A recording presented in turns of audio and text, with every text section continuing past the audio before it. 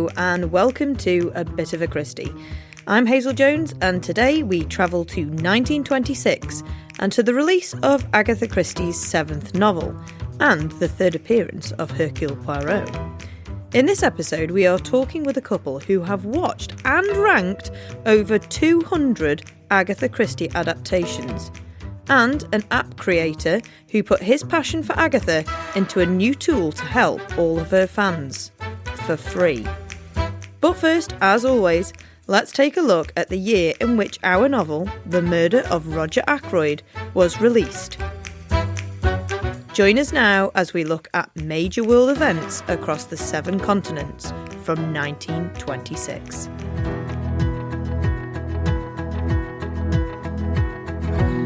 First to Africa. In 1926, the Cairo Railway Museum opened to the public. Located at Ramses Station, it showcased Egypt's rich history in railway development, celebrating a mode of transport that had transformed the country's economy and connectivity. Asia. The first World Buddhist Congress was held in Kandy, Sri Lanka. It brought together Buddhist leaders and scholars from across the world to discuss and promote Buddhist teachings, fostering global connections within the religion. Over to Europe. In October of this year, A. Milne published Winnie the Pooh. This beloved children's book introduced the world to Pooh, Christopher Robin and friends, becoming a cherished classic of children's literature and provided many generations with the fun of playing Pooh sticks. North America. This was the year the iconic US Route 66 was established. Stretching from Chicago to Santa Monica, it became known as the Main Street of America, symbolising freedom and adventure and playing a key role in American road culture. South America. Uruguay, buoyed by its success in international football, proposed hosting a global football competition. This eventually led to the inaugural FIFA World Cup in 1930, further embedding football in South American culture, but ultimately creating numerous stressful situations for football fans throughout the globe. Australia and Oceania. In 1926, the first Australian Surf Life Saving Championships were held. This event celebrated the country's beach culture and promoted life-saving skills, which remain a vital part of Australian coastal life. Of course, Agatha Christie went surfing during her travels in 1922, proving once again she was ahead of the curve. Now we take a look at The Murder of Roger Ackroyd. In the quiet village of King's Abbot, Dr. James Shepherd leads an ordinary life as a respected physician. But everything changes when the sudden death of wealthy widow Mrs. Ferrers sends shockwaves through the community. Rumours swirl that she may have taken her own life, but as Dr. Shepherd attends to her final moments, an even darker mystery begins to unfold.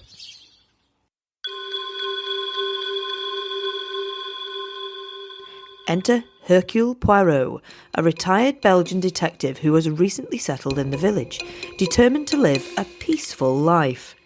However, when Roger Ackroyd, Mrs. Ferrers' close confidant, is found murdered in his study, Poirot is drawn back into the world of secrets and deceit.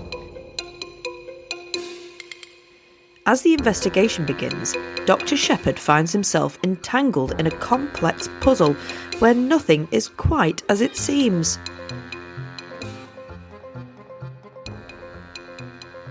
In these first chapters, Agatha Christie sets the stage for a chilling and thrilling mystery, blending small-town intrigue with a world-class detective. Secrets, lies, and a growing sense of dread set the tone for one of the most unforgettable crime stories in literary history. Can Poirot solve the mystery before it's too late? Prepare for a story that will keep you guessing right until the very end. If you have read this novel before, you will be aware that there is an amazing twist, one that is quite controversial. But as always on A Bit of a Christie, we never reveal the murderer, just for those few people who may be listening who have not yet had the chance to read The Murder of Roger Ackroyd. Well, whether you've read it or not, we hope that you enjoy learning some facts about this amazing book. 5 little-known facts about the murder of Roger Ackroyd. Did you know Agatha Christie originally considered a different title for the book?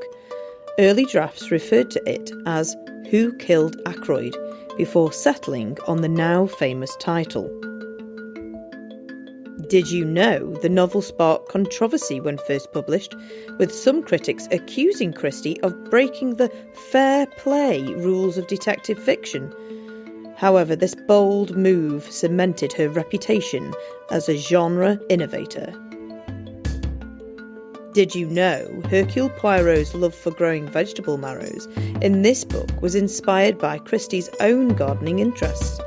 She often infused Poirot's quirks with elements from her personal life.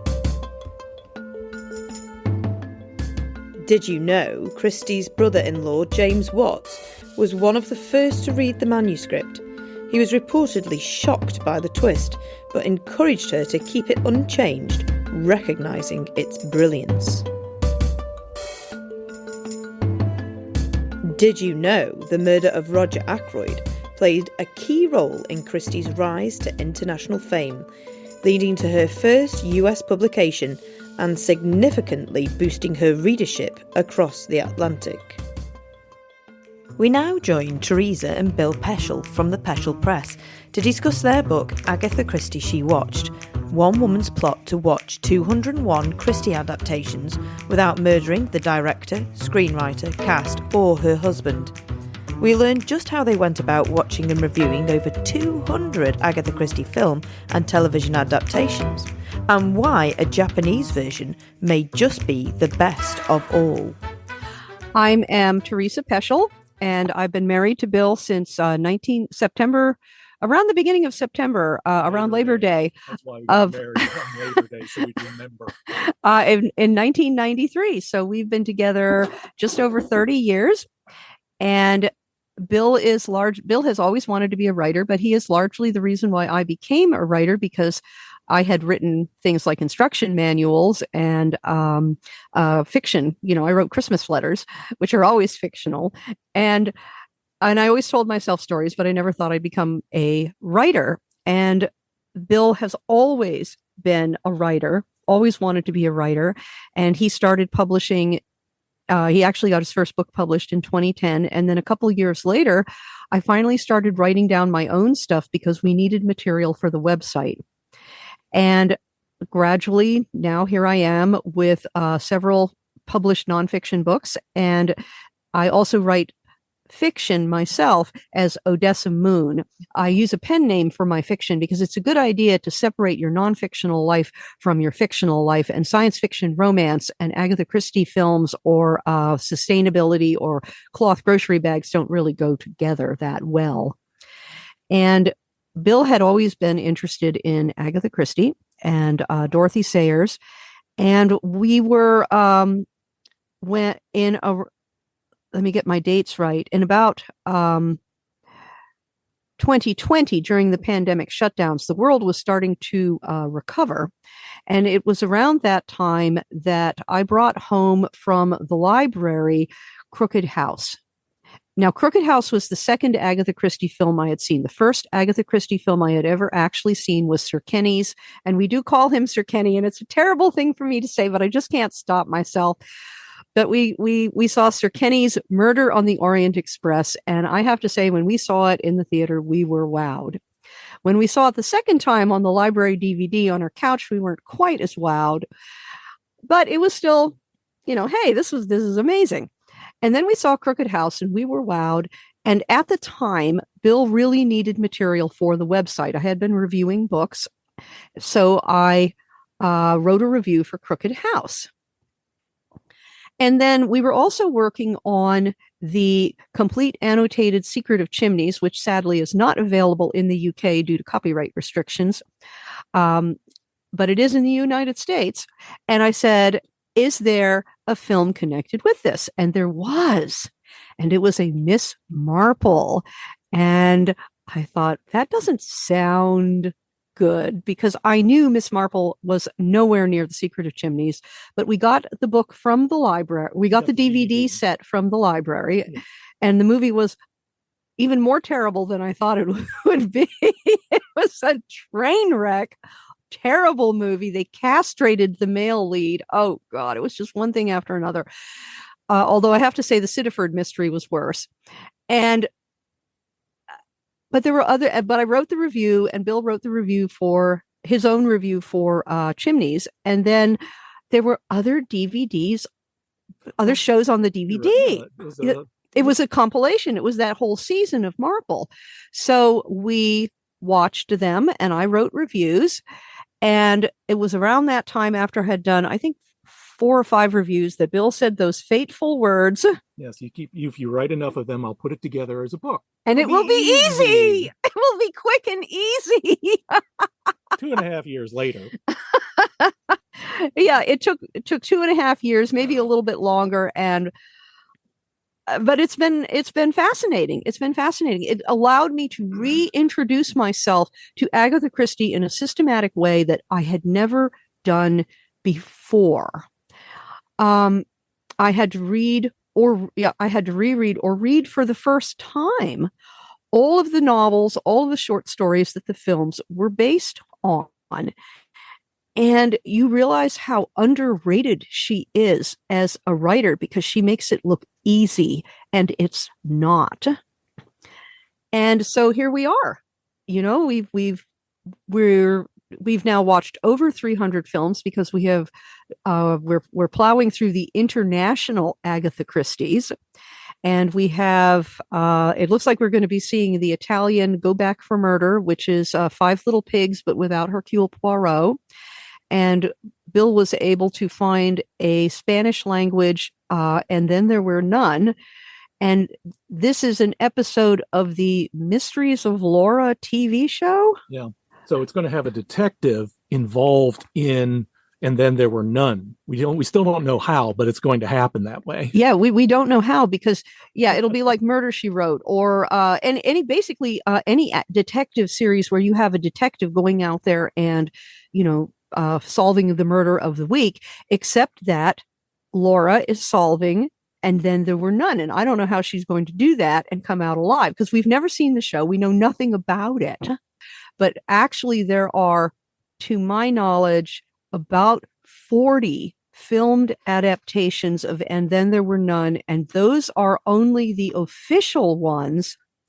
Those are only the official ones because basically anytime you put a bunch of people together on an isolated location and kill them one by one, you're cribbing from Agatha's book. And there are, Arnold Schwarzenegger has a film like that. The Simpsons might have done something like that. Anytime you see that, they may not have her name on the credit list, but it is still it is still based on that. But officially, there's about 40 of them.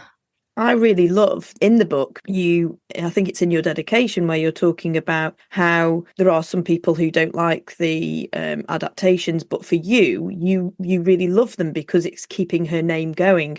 And I very much feel like that she should be known because the characters that she writes are around now in 2024, 2025. Those same characters with those same personality, the village gossip and all of those people, they're still the same people. People kind of don't change.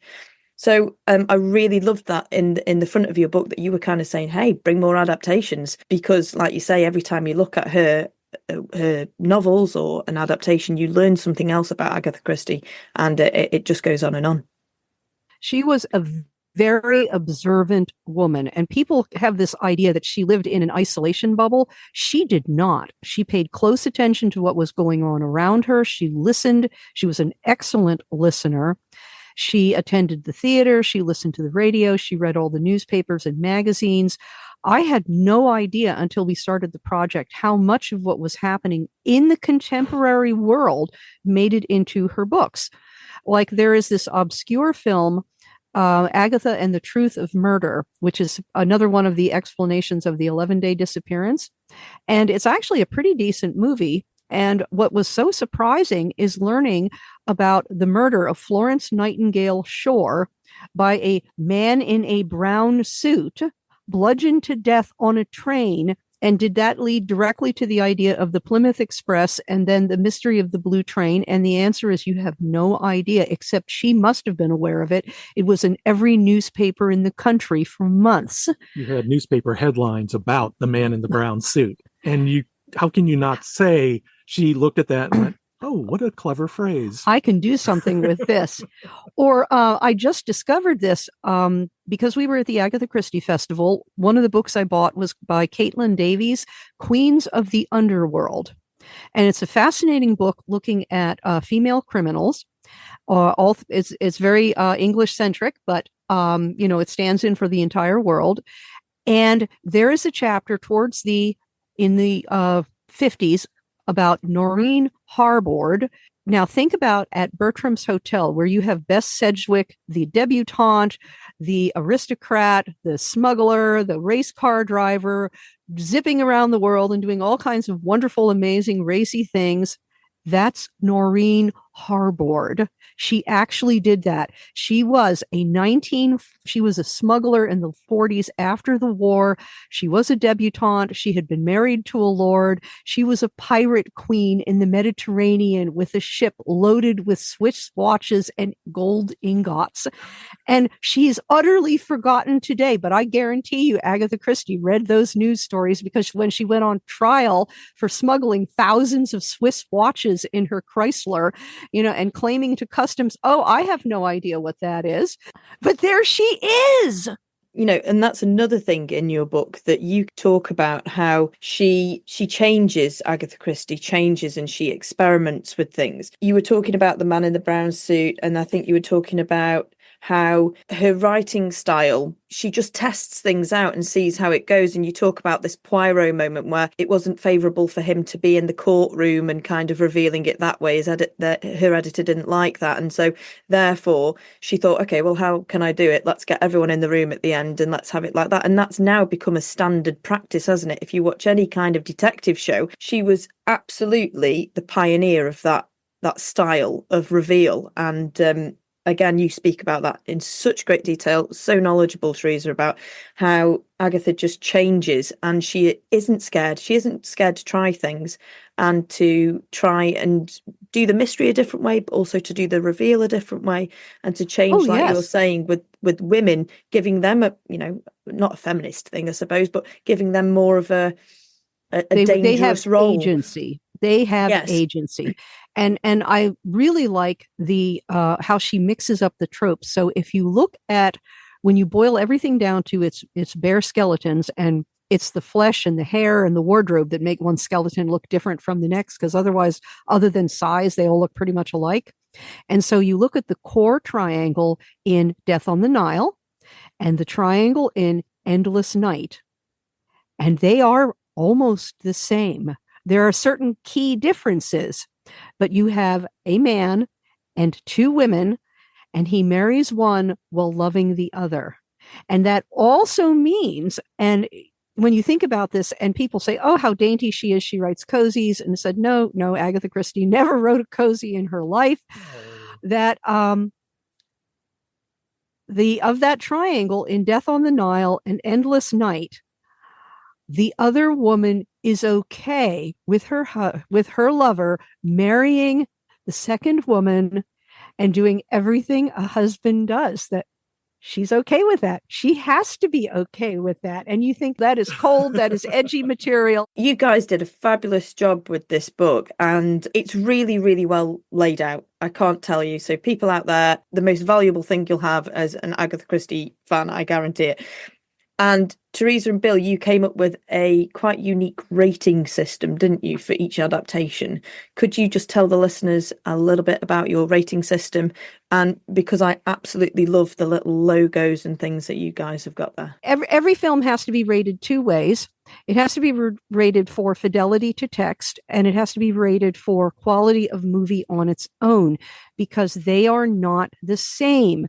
You can be utterly faithful to the text and stodgy and boring and draggy, and you can have really not that much to do with the text and be a movie that zips along, and because the movie itself works.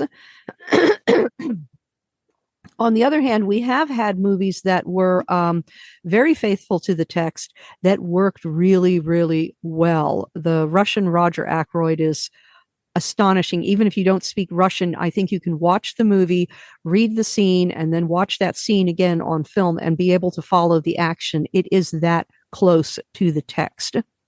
But the ratings let us play with all the ways that Agatha killed people.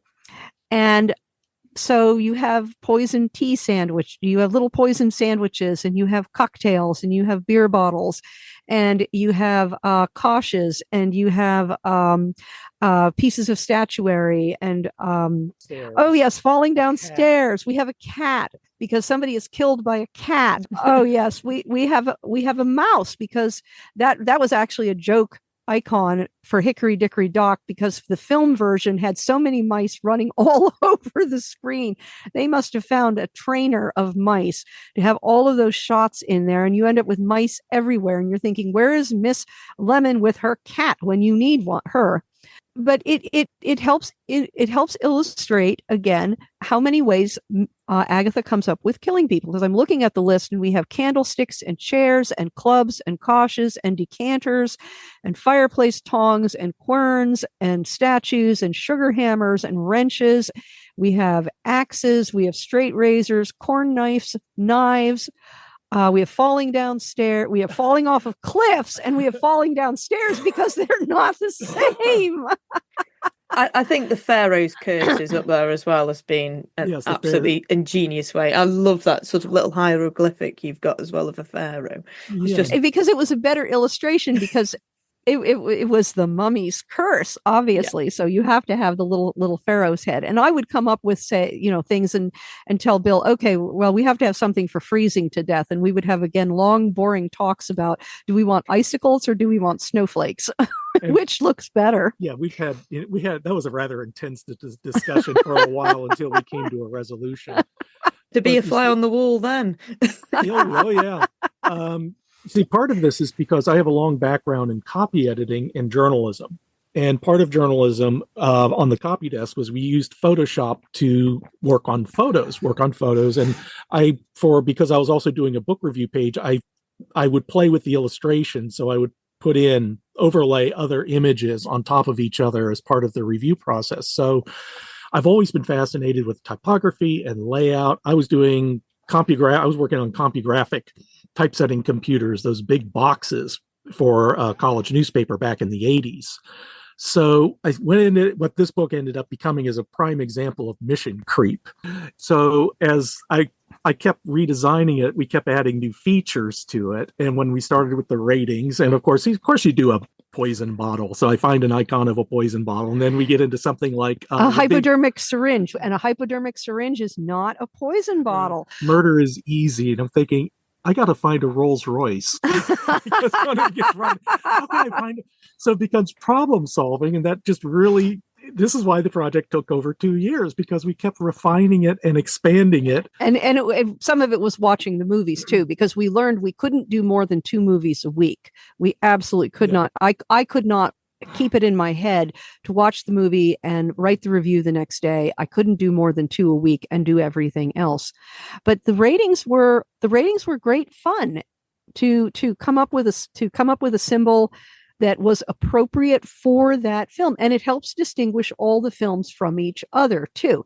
And I think that's really important, because people think, 200 Agatha Christie films, they must all be the same. No, they are not. And the different ratings help you to see that murdering somebody with a poison tea sandwich is not the same as pushing somebody over a cliff. They are very different, and you get a different kind of a plot. At the back of the book, we do list the films again in another index where it is by quality of movie.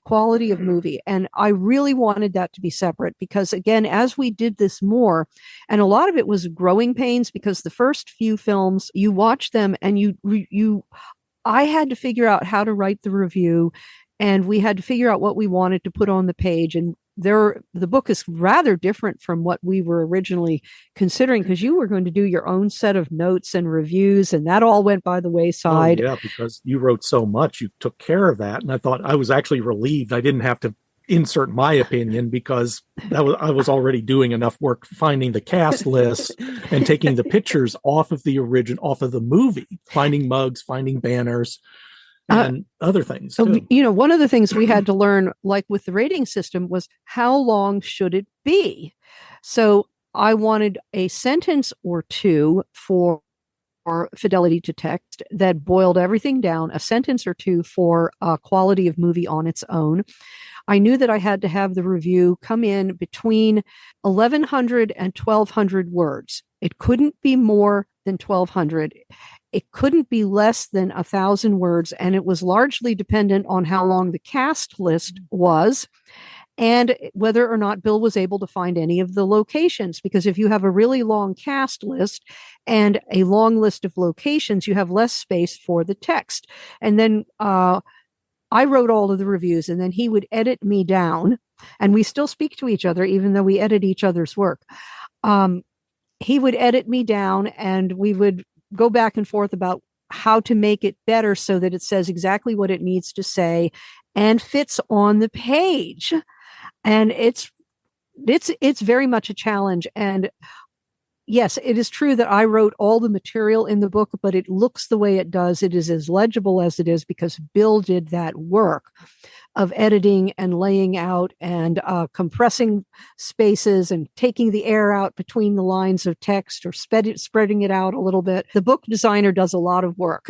The hard work that you both have put into the book, it really shows, because the first time I opened it, I just kind of, halfway open, what kind of thing am I expecting here, before I went and read the introduction, because I was just, what type of book is it? And again, guys, you have to check out this book because it is fabulous. There is, as Teresa mentioned there, not only her review, not only the rating system based on, the fidelity to text and the quality of the film, but there are these shots from the film, so you can picture the characters, as Bill's done there. There is a cast list, so if you're sitting there watching it thinking, oh, who's she? Oh, she was in something else. What's her name again? It's right there in the book. And also, one of the things that I do a lot is, I wonder where that was filmed, or, oh, I think I might have been there, or, oh, was that in something else? And again, you've got the film locations. So it's got absolutely everything you could want from that adaptation, all essentially in those 2 pages. And it is laid out absolutely beautifully. It's very uniformed. And so by turning the page, you've got the mug shots in the same place. You've got the cast list in the same place. Really easy to use, really user-friendly. And just an absolutely fantastic book, guys. So well done, because all the hard work has really paid off. I wonder then if I could press you for your favourite Miss Marple adaptation and your favourite Poirot adaptation. So whether it's a TV episode or whether it's a film, which is your favourite with each of those detectives in? Well, for the panel at the Agatha Christie Festival, which was really an amazing experience. For the panel at the Agatha Christie Festival, I chose The Ordeal by Innocence with Miss Marple. But I had a point with that one. I also chose Promise of Death, which is the Japanese version of Appointment with Death with Mansei Nomura, and that is a superb film. It is virtually perfect, and it is at the same time utterly Japanese, and they even managed to make it becomes even more of a tragedy for the murderer than it is in the novel. I mean, it is so heartfelt. I'll break in and say a version of it with subtitles. It's still available on Daily Motion. So if you try to look it up, especially if you look up the Japanese English translation of it, you should find it, and it's there. And it is absolutely worth seeing, because there are 3 versions of Appointment with Death. The David Suchet one with slave trading nuns, which was horrible. One of the worst ever. Poor David Suchet. He had to do such heavy lifting there, and he did his best with an absolutely dreadful script. The the French Les Petites Mortes de Agatha Christie, which did a surprisingly good job of Appointment with Death, and the Japanese one, Promise of Death. And like Bill says, it is currently available on Daily Motion. And what we have learned is that when an international film shows up on Daily Motion, you have to watch it then, because it may not stay. They come and they go. They don't stay. So you have to grab them when you can. And it is absolutely worth seeing. I guess I would have to say I like Helen Hayes. I don't think her movies did that good a service for her. The definitive Miss Marple is probably Joan Hickson, and not Appointment with Death. A Murder is Announced is just absolutely superb. That is a superb film. It expresses Miss Marple perfectly, including, I never believe what anyone tells me, and why would you believe, everything. The world has changed and we have to change with it, and you don't know who people are. All you know is what they tell them. I mean, it's a perfect film. And the other one is probably David Suchet in Five Little Pigs, which is again a perfect film. It is one of the best, and especially the way they handled the three sets of the memories. So you have the very, very far back memory in almost black and white, and then they have the sepia toned ones of the time of the murder, and then you have that harshly lit, and see, I've learned enough movies that I can recognize this. I've watched enough movies. The harshly lit modern day where they rename her Lucy, which I think was acceptable because you would get less confusion, but Lucy is talking to Poirot about finding out what actually happened, and that was a superb film. It's hard now to separate the character of Hercule Poirot from David Suchet because he did such a good job. Amazing, yeah. But I've seen 13 different Poirots. 14. No, there was an Indian Poirot 15. We've gotten 15 different Poirots now, 2 of them Indian. And they all have something to offer other than Tony Randall's version, which was really terrible. But David Suchet, he did an amazing job. It's one of those rarities where the casting is perfect. For our regular listeners, it'll come as no surprise that once again we here at A Bit of a Christie Towers have hit the archives to find a true crime case from the time of the book's publication. And this time we visit Cornwall, where the murder of the Lord of the Manor of Scotter is about to take place. Today we journey back to 1928, to a quiet corner of Cornwall, England. A tiny village nestled near Bude. A gruesome crime shattered the peace and left more questions than answers. This is the story of Richard Francis Roadley, the reclusive Lord of the Manor of Scotter, and his tragic demise. Our story begins on Sunday, February the 19th, 1928, in the village of Church. A tumble-down cottage stands on the outskirts, its blinds still drawn, a strange sight for a man known as an early riser. Richard Roadley, 84 years old, a retired farmer and a recluse, lived alone in that cottage. He was a generous man, known for charitable donations, despite his solitary existence. But on that Sunday morning, he was noticeably absent from the village church service. Concern grew, and his neighbour, Mr. Hicks, was called to check on him. What Mr. Hicks discovered would unravel a mystery that haunted the village for months. As Mr. Hicks approached the cottage, he noticed something unusual. Faint, laboured breathing coming from inside. Fearing the worst, he peered through the window. There, near the fireplace, lay Richard Roadley, motionless. An army blanket draped over his head and shoulders. Hicks forced his way inside and immediately called for Dr. Holtby.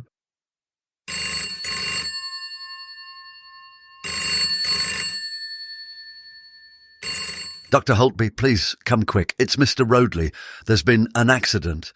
Dr. Holtby arrived quickly, but what he saw was no mere accident. Roadley's body bore a single fatal blow to the head. His cottage had been ransacked, drawers overturned, clothing strewn about, and 2 large leather travel bags slashed open.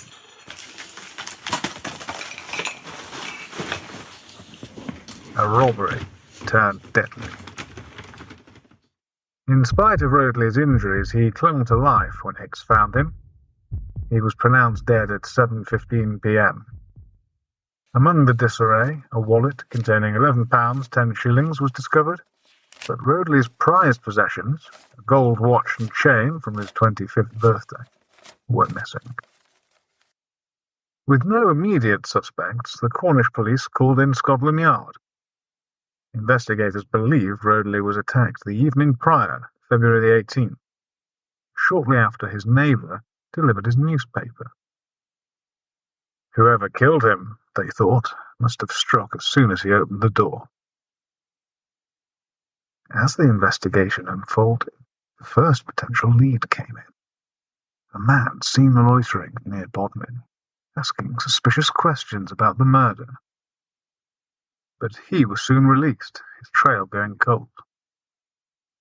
Then, on February the 28th, police made an arrest. William John Maynard, 36-year-old rabbit trapper from Poundstock, was taken into custody.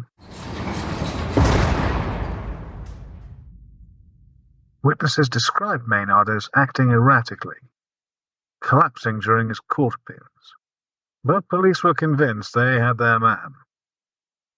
Maynard, under pressure, claimed another man, chimney sweep named Tom Harris, had orchestrated the crime. Maynard alleged Harris entered Roadley's cottage, struck him, and emerged with bloodied hands, carrying stolen goods. But Harris had an alibi, and Maynard's story quickly unravelled. The prosecution pointed to Maynard's financial troubles. Days before the murder, he'd confessed he couldn't pay an employee. Yet, within 2 days, he'd settled the debt in full, without a single bank withdrawal. Suspicious, to say the least. Testimony is stacked against him. Blood was found on Maynard's clothing and a hammer. Blood confirmed to be human, not rabbit, by Home Office analyst Dr. Gerald Roadley. Even Maynard's attempts to cover his tracks betrayed him. He'd thrown his boot into a stream and buried the stolen watches in a tin. When confronted, he reportedly told an acquaintance, "Be a trump. Go on. They'll never find out." But they did. On June the 12th, 1928, William John Maynard was sentenced to death by hanging. William John Maynard, you have been found guilty by this court of the murder of Richard Francis Roadley, and you shall suffer death in the manner authorized by law. May God have mercy on your soul. Despite a final appeal on July the 11th, his fate was sealed. In the early hours of July 27th, Maynard was executed at Exeter Prison. He met his end alone. His wife and young son had ceased visiting 3 weeks prior, though his father paid him a final visit the day before his execution. To this day, the story of Richard Roadley's murder remains a haunting reminder of how greed and desperation can lead to unimaginable violence.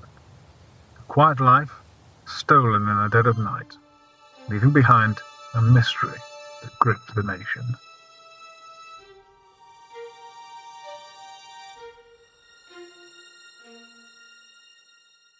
Joining us as our final guest today is Niv Ben Poreth, an iOS developer with a wealth of experience in creating and launching innovative applications. A devoted Agatha Christie fan, Niv has channeled his passion for the Queen of Crime into a unique and invaluable tool for fellow Christie enthusiasts, blending his technical expertise with his love for the timeless mysteries of Agatha Christie. Is Agatha Christie somebody that you've read all of your life, or is it something that you've recently come to? Just recently, about a year ago, so last August, when we were heading to a vacation, and we were at the airport, and there was a bookstore there, just looking around, trying to find something for the kids mostly. And then I saw this compact book, and you see it's not very big. I always used to love these books for their size. And you can also see this Star Wars one, which is about the same, right? And that's how it started. So that got my attention. And I said, well, I know Agatha from the movies, Poirot movies, and a bit of the TV show. I remember seeing that as a kid. So yeah, let's take a book and start reading it. Little did I know that would like turn into something wild. So lovely to go through and read these books. This genre of whodunit is like something, again, that goes back to childhood, playing Clue and watching the movie Clue, but let's say recently Knives Out. And I think one of the things that got me really into Agatha is that jaw-dropping moment. If you read The Murder of Roger Ackroyd, you know that exact moment I'm talking about. And recently I finished The Mirror Cracked from Side to Side. And I won't spoil it, of course, for anyone, but there's a point there when you realize the who and why. And again, I just stopped for a minute while reading it. And that's like the moment that piqued the continuing interest to get through all, continue reading these books, trying to follow the Read Christie 2024 hashtag right now. And today I got Third Girl and also ordered Elephant Can Remember for December. So I'm ready to go. So you got this book did you say it was in an airport? Yes. And which book was it? The Body in the Library. Sorry. Which is, as listeners will hopefully know, is one of my ultimate favourites all time. Love The Body in the Library. And it is obviously Miss Marple. And did you then go out and buy more and more? Is that how you got a bit addicted to it? Yeah, exactly. I would say, well, first off, this was the first time I ever heard of Miss Marple. So Poirot is the greatest detective in the world, but maybe also the most famous. Won't go into all that Sherlock Holmes versus Poirot right now, but hat off to Poirot. So finding a new main character was very nice and very joyful to see another way of looking at things. And I think it's more about the human behavior, and a lot of podcasts go into that, like the Sweeney Christie's and Tea and Murder. The last episode that I've heard was A Murder is Announced, and that human behavior and characteristics and those layers that Agatha likes to use in her books are another way of enjoying the books. I would say I'm still on the first, maybe second layer, and they're very enjoyable just at that layer, like not going too deep into it. I will say that if you do get to those lower levels, you're probably better off at figuring out who done it and why. But again, just at reading the book as it is without trying to dissect it and the characters to their core is still very enjoyable. And that's what I took from this first book. And of course, the mystery and trying to, let's see if I know, was what, again, got me to continue getting my next books. Now, we're here to discuss how you've gone about this in a very new and interesting way, because you've actually developed an app, haven't you, that help Agatha Christie fans and readers to enjoy those stories in a different way. Would you just mind explaining a little bit about the app and where the idea came from, and then maybe some of the features of it? Yeah, for sure. So going back to the beginning of my journey with Agatha, the main problem I would say I had was the amount of characters. It was evil under the sun that while reading, I thought to myself, I recognize this scene and this situation. And after finishing it, I went online and looked at IMDb and found the movie and realized, yeah, I've seen it when I was young. And I knew from seeing it who done it. But still, keeping track of characters, clues, motives, suspects, all that was very difficult. So I said, okay, I have an idea for an app. This is my background for the last 10 years or so. I've been an iPhone app developer. So I said, okay, I can make an app for that, and started by just one page that you can just write whatever you want. And then quickly got into the situation where I wanted to, okay, let's break this apart. Maybe someone can write a series of notes. So one would be some info about the victim, and then a clue that, let's say, Poirot found, or maybe even a funny quote from Hastings. And again, anything that the user would like to write down. And you have this list of notes. And going back, using the app myself as sort of dog feeding it, figuring how to use it, I haven't figured out who done it for any of the books I read so far. But at least it enabled me to look at the situation and figure, okay, this is why. Of course, the who could be, let's say, one of two, and then you got it wrong because you missed some minor detail or some big detail sometimes. But at least it helps you plot that journey better from the beginning. The app should have a character list, so when you read it, you can quickly look at it and see, oh, okay, this is the husband, and this is the vicar, and so on and so forth. And I thought, oh, wouldn't it be nice if while reading it, or before you finish reading, you could take a guess to see if you're actually correct. And that's one of the features of the app that are really fun for me, and I hope for the people using it and will maybe use it in the future. That moment of, yay, I figured it out, and you select the character and you tap a button and the app says if you're correct or not. So just a fun little interaction, and also some sort of gamification of the app right now. Might be more of those in the future. I think what's really interesting there is that it's an app that can almost, I guess, help you understand Agatha Christie a bit more as well, because you can see then where she's putting the clues in, the language that she's using, the different types of characters. And on the app, you can sort of you're playing against yourself, really, aren't you? Can I get this right? Is there a possibility in the future that it might be branched out, that other people can join in groups and play against each other? That's very interesting. Yes, well, there are some thoughts about where this app could go. I would say right now, like what I'm looking for now is some more feedback of things that people actually want to see or to improve on. Hey, would it be cool if it could have this, like you're saying?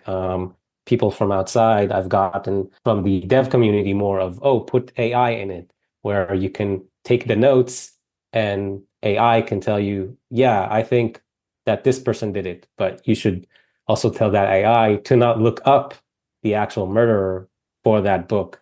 So yeah, that's like a thing that some requests or feature options that I've been getting.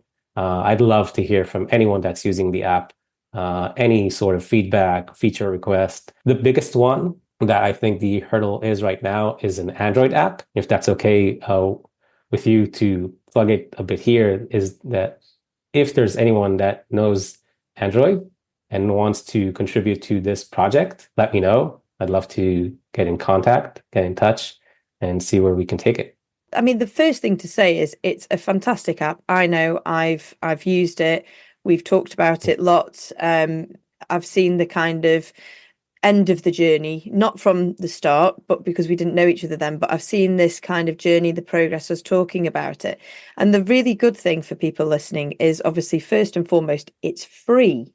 Is that the case? It's free. So if you're on Apple, you can download this app for free, and then they can test it out. And what you're saying is you're looking for this feedback. How can they give you that feedback? Well, you can find me online at Little Grey Book, and I hope users will understand that reference. So it's Little Grey Book 7 on X, Twitter, or Instagram. So yeah, I'd love to get any feedback, any requests, and see where we can take this app. It's really meant as from the fans, by the fans, and to the fans.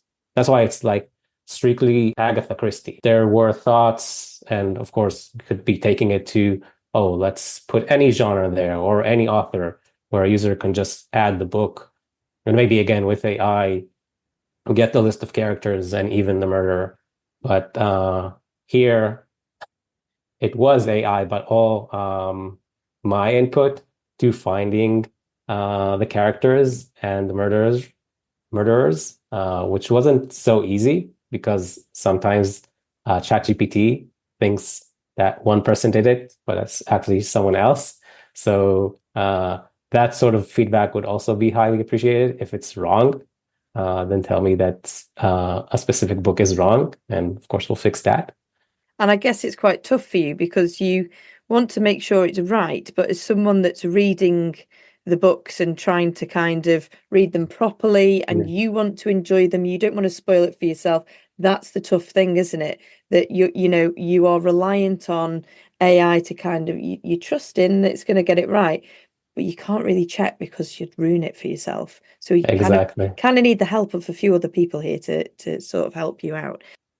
Checking out the app, reviewing the app, rating the app, of course, would help surface it to more people who might find this kind of app useful and beneficial. So yeah, that would be most helpful. Thank you. As Niv said, reviews and feedback are really helpful, not only to his Little Grey Book app, but also to us here at A Bit of a Christie. We are looking forward to hearing from you, and the best way is to use our handle of @abitofachristie on social media. Or you can head to our website, which contains guest information, competitions, news on our #FindAgatha programme, and much more. And you can find us there at abitpod.com. That is abitpod.com. Well, there we have it, folks. Another fun episode discussing Agatha Christie with other fans who have taken their love for Agatha to the next level. Joining us in our Christmas special episode will be award-winning author Sophie Hannah and Professor Dan Clanton, who has written a book about religion within Agatha Christie books. Hopefully, we will see you then. I've been Hazel Jones, and this has been A Bit of a Christie.